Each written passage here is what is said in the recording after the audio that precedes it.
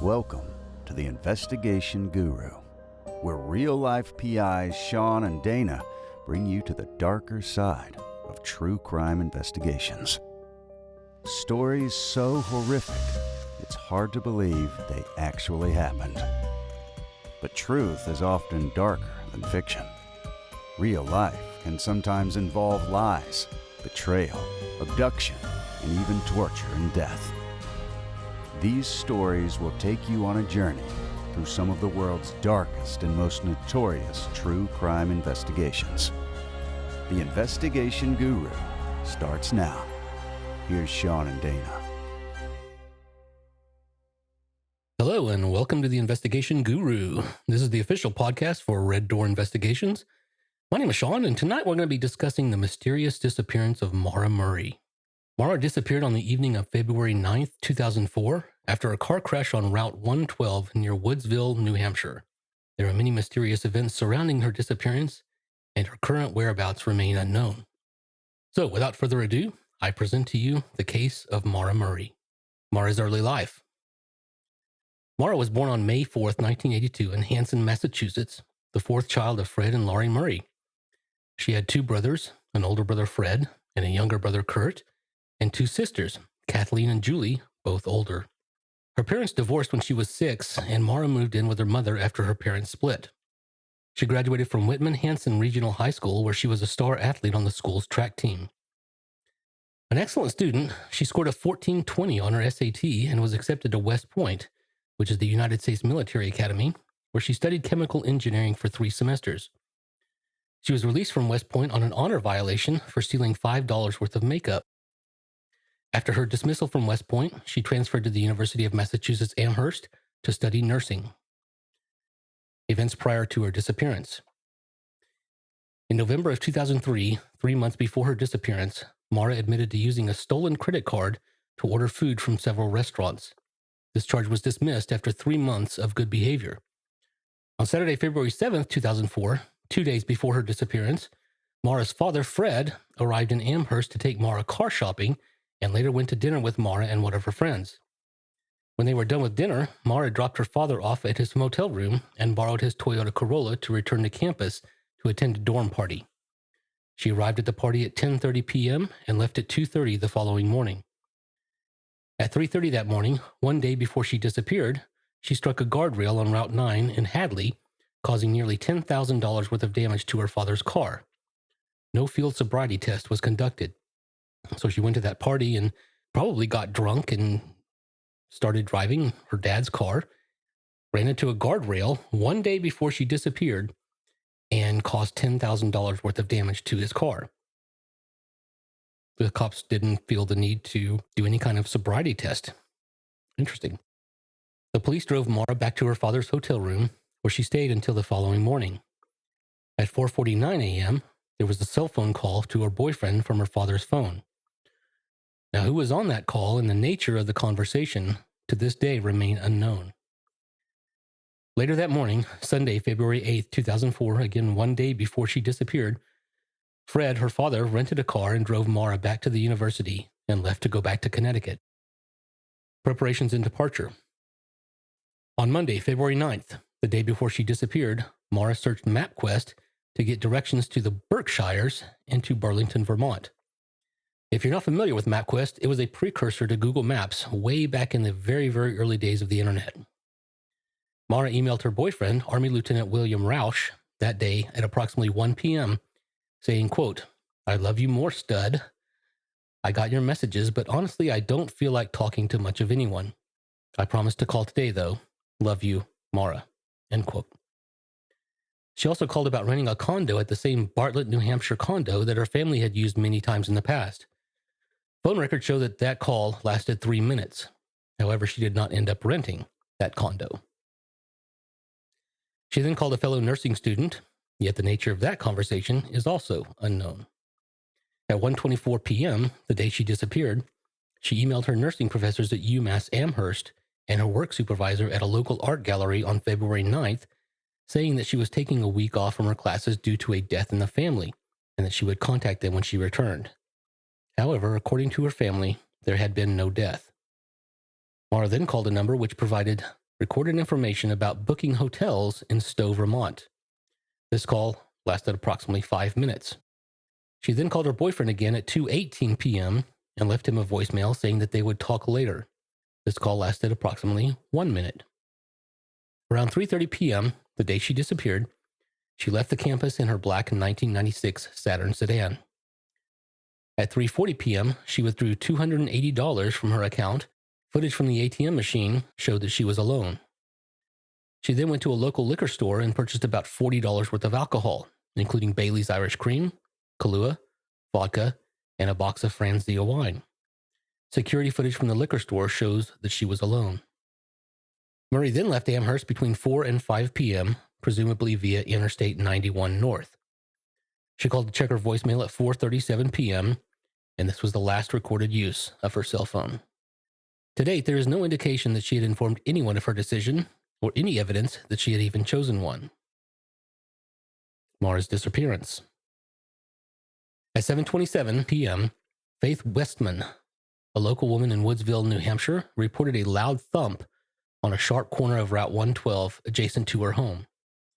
When she looked out the window, she could see a car up against the snowbank along Route 112, pointing east. According to the 911 call, the woman reported seeing a man smoking a cigarette inside Maura's vehicle. However, she later stated that she had not seen a man nor a person smoking a cigarette, but rather had seen what appeared to be a red light glowing from inside the car, possibly from a cell phone. Around this time, another neighbor saw the car as well as someone walking around the vehicle. She also witnessed a school bus pull up alongside the car. The school bus driver, Butch Atwood, stopped at the scene. When he asked Maura if she needed help, he noted that she was not bleeding or visibly injured, but was cold and shivering. Maura declined his help, claiming to have already called roadside assistance. However, AAA has no record of this call. When the bus driver got home, he decided to go ahead and call police anyway and reported the accident at 7:43 p.m. Police arrived at the scene of the accident at 7:46 p.m. When they looked around, they noticed that Maura was nowhere to be found. The car had impacted a tree on the driver's side of the vehicle, severely damaging the left headlight and pushing the car's radiator into the fan, rendering it inoperable. The car's windshield was cracked on the driver's side, and both airbags had deployed. The vehicle was locked. Inside and outside the car, police discovered red stains that looked to be red wine.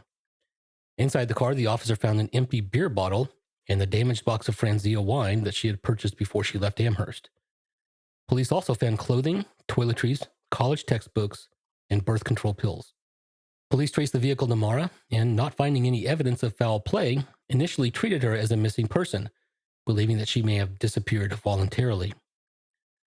Maura's debit card, credit cards, and cell phone were all missing, and to this day have not been located or used since the time of her disappearance. When her dorm room was later searched, campus police discovered that most of her belongings were packed in boxes. Now, it is not clear whether Maura packed them the day that she left or disappeared, but police later asserted that she had packed sometime between Sunday evening and Monday morning. On top of the boxes was a printed email to Maura's boyfriend indicating trouble in their relationship. Initial investigation. At 12:36 the following day, February 10th, a Be on the Lookout report for Maura was issued. She was reported as wearing a dark coat, jeans, and a black backpack. Maura's father received a voicemail from police at 3:20 p.m. stating that Maura's car had been found abandoned. At 5 p.m., Maura's older sister called her father to tell him of the situation since he was working out of town and didn't receive the initial call from investigators. Fred Murray arrived in Haverhill before dawn on February 11th. He, the New Hampshire Department of Fish and Game, and other volunteers began searching for Maura at 8 a.m. that day. A police dog tracked the scent from one of Maura's gloves 100 yards east from where the vehicle had been discovered, but lost the scent. Recall that the vehicle was pointed in the eastbound direction, so it is safe to assume that Maura had continued walking in the direction she was initially traveling in her car, but had perhaps been picked up along the way. Maura's boyfriend and his parents arrived at 5 p.m. that day. He was questioned alone and then was joined by his parents. At 7 p.m., the police said they believed that she had come to the area to either run away or to commit suicide, but her family thought that this was probably very unlikely. During the flight to Haverhill, Maura's boyfriend received a voicemail that he believed to be the sound of Maura sobbing. The call was later traced to a calling card issued by the American Red Cross. Various searches on foot and by helicopter, as well as media appearances by Maura's family, continued for many years to no avail. Private investigator John Healy said, quote, "Whatever happened in a very short time. It was the wrong person, the wrong time. It's a weird set of circumstances where everything comes together." End quote. Maura's father, Fred, believes that she was abducted after her car crashed. He said, quote, "Somebody grabbed her." End quote. Healy believes there is zero chance that Maura is alive. He thinks she was abducted and murdered. He's confident that one day this case will be solved. Fred Murray, Maura's father, replaces the blue bow on a tree next to the sharp turn on Route 112 where Maura's car was found. Fred believes that Maura would have contacted the family if she were alive. Until this mystery is solved, he says he will keep putting up the blue bow in Maura's memory at the site where she was last seen and hope for a break. Fred Murray continues to be critical of the New Hampshire State Police, claiming that if they had acted quicker, they could have caught up to her, as she couldn't have been more than 200 yards or so ahead of them, given the weather and the fact that she was started out on foot. He has also fought continuously with the court system and the governor of the state of New Hampshire to get records pertaining to Maura's case released to him, but they refuse, stating the possibility of evidence tampering or witness intimidation.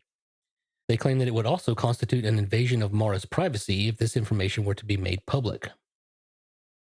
In April of 2019, the FBI, New Hampshire State Police, and the New Hampshire Attorney General's office searched the basement of a home in northern New Hampshire located not far from where Maura crashed her car. Having received a tip about the basement of that house not long after Maura went missing, Fred believed that he had finally discovered a major break in the case in February of 2019. Neighbors told him they believed someone had buried a body there right around the time Maura disappeared. The owners of the house at the time Maura went missing never answered the door when Fred tried contacting them for permission to search. This went on several times in the 14 years between Maura's disappearance and this most recent break in the case. New owners bought the house and they finally allowed him access. Cadaver dogs and ground-penetrating radar equipment all pinged the exact location Fred had been tipped about. The dogs went, quote, bonkers. No evidence was found in connection to the case. All that was found was some small pieces of pottery. Now, there's been a very, very creepy video that was uploaded to YouTube on the anniversary of Maura's disappearance of a man laughing hysterically into the camera. The username of this individual was 112 Dirtbag. Many people believe that this video is actually connected to Maura's disappearance and may even be of her abductor. This takes on special relevance when you note that Fred had routinely said that his daughter was probably kidnapped by, quote, some dirtbag on Route 112. Now I'm going to go ahead and play the audio of this video for you. It is very, very creepy, very, very unsettling. So just if you've never seen the video before, please note that this is not someone who is well. He laughs hysterically into the camera, and at the very end, he stops abruptly and then winks, and then the words "Happy Anniversary" come up on the screen.